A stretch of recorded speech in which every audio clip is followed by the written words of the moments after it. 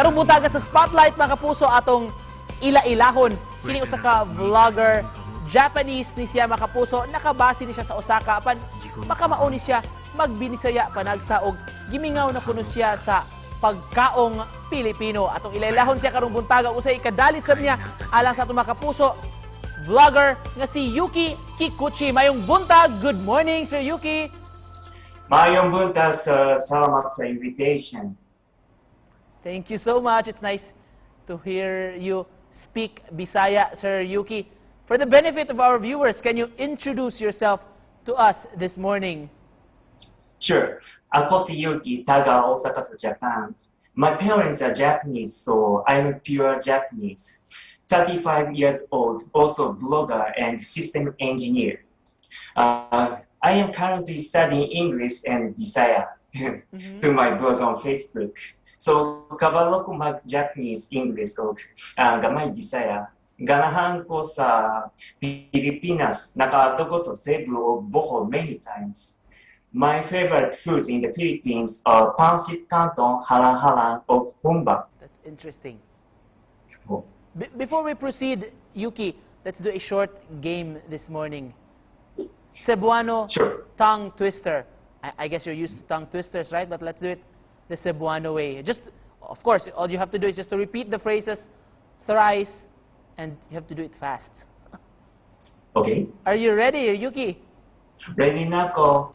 Ang kwarta ko sa kwarto, 4. Ang kwarta ko, kwarto, kwarto. Ang kwarta ko, kwarto, kwarto. Ang kolor sa porol ni dolor de color. Ang kolor sa porol ni dolor de color. Ang kolor sa porol ni dolor de color. Yuki, your turn. Okay. Ang kolor sa porol ni dolor de color. Ang kolor sa porol ni dolor de color. Ang kolor sa porol ni dolor de color. Can you get that? Do you understand the meaning? No. Ano? Ang color, the dolors, let's not do it na lang, eh. Ang color, what's my porol? Ay, porol is short, dahil na tama, sorry. Means the color of Dolores shorts is multicolored, right? All right. Did you have fun, Yuki? We had fun doing that game, short game with you. We're just curious, Sir Yuki, about you. When did you start falling in love with the Bisaya dialect? People can speak English, but I realized that they always get surprised and impressed when I try to speak in Bisaya. So I'm interested in Bisaya. Unsa may ganahan nimo, sir? What Cebuano word or words do you like to hear? In town and agoy.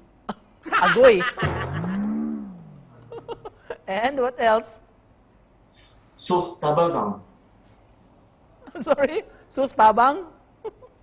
Sos tabagang. Uh-huh. Do you get what that means? Yes, I cannot translate in Taiwan, but I know sos tabagang, have gone, Hell. like that. Mm-hmm. Agoy. What's agoy? Agoy is like I go in Korean. Uh-huh. Oh, Meaning? Yeah, that's a very emotional feeling. Ganahan kayo kung makakita sa ilang smiling face and shocked face when I talk in Bisaya. Like, kabalo ka mag-Bisaya, mao di ay, kuyawa ko poy. Like this. That never happens with English. That happens only with Bisaya. And especially my face and my appearance doesn't look like a Bisaya speaker. So I often do kidding or joking using Bisaya. Yuki, in closing, your message, mensahe nimo to our viewers, of course, your followers and your fans watching us right now. Daghang salamat sa inyong daghang suporta. And for viewers, if you are interested in me, I will be glad to entertain you guys. So find me on Facebook and ang pangalan sa akong blog sa Facebook kay Binisaya ni Yuki. I promise you to be happy and tuloy ko og Binisaya. Palihog. Thank you so much for joining us, Yuki, for the good vibes. Arigato gozaimasu. Thank you so much. Thank you. Bye, Amping. Amping, Yuki.